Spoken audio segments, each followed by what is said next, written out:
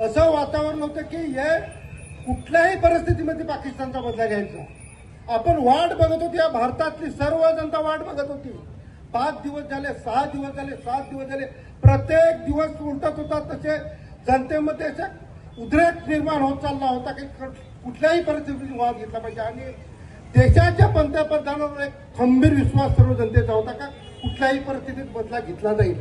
आणि 9व्या दिवशी रात्री आपल्या खंबीर नेतृत्वाने जो पाकिस्तानवर एअर स्ट्राईकने बदला घेतला तो कुठल्याही पुरुष सैन्यांच्या माध्यमाने, दोन्ही महिला आणि जेवढ्या महिला होत्या त्या महिला सैनिकांच्या माध्यमातून तिथे बदला घेण्याचं काम केलं. पाकिस्तानला दाखवण्याचा मेसेज देण्याचं काम असं केलं का पुरुष तर जाऊ द्या, आमच्या महिला तुम्हाला भारी पडतील, ह्या पद्धतीचा संदेश तिथे दिला.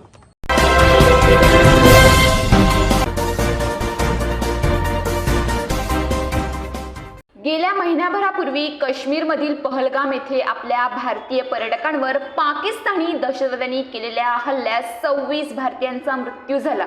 या घटनेनं संपूर्ण देशात आक्रोश निर्माण झाला आणि पाकिस्तानला जोरदार प्रत्युत्तर देण्याची मागणी केली गेली.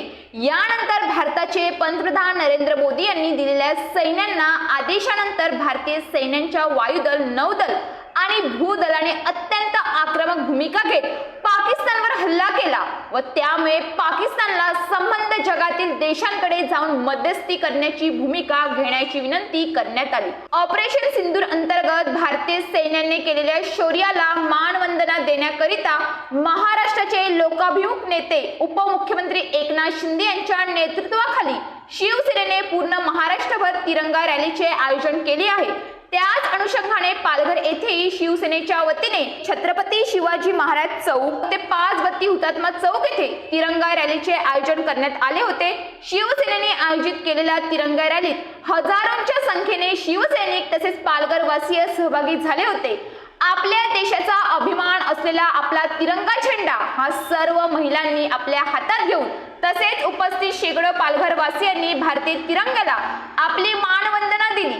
आज झालेल्या या तिरंगा रॅलीत बोईसर विधानसभेचे आमदार विलास तरे, पालघर शिवसेना जिल्हा प्रमुख कुंदन संखे, सहसंपर्क प्रमुख केदार काळे, माजी आमदार मनीषा निमकर, माजी आमदार अमित घोडा, जिल्हा संघटिका वैदही वाढाण, जिल्हा संघटिका वैष्णवी राहणे, माजी जिल्हा परिषद अध्यक्ष भारती कांबळी, शहर प्रमुख राहुल घरत, युवा सेना जिल्हा अध्यक्ष साईराज पाटील, कुणाल पाटील डहाणू, विधानसभा क्षेत्र प्रमुख सुनील इभाड, तालुका प्रमुख संतोष देशमुख तसेच आदी कार्यकर्ते तसेच हजारोंच्या संख्येने नागरिक या रॅलीमध्ये सहभागी झाले होते. News police reporter Nadeem Shaikh, Palghar.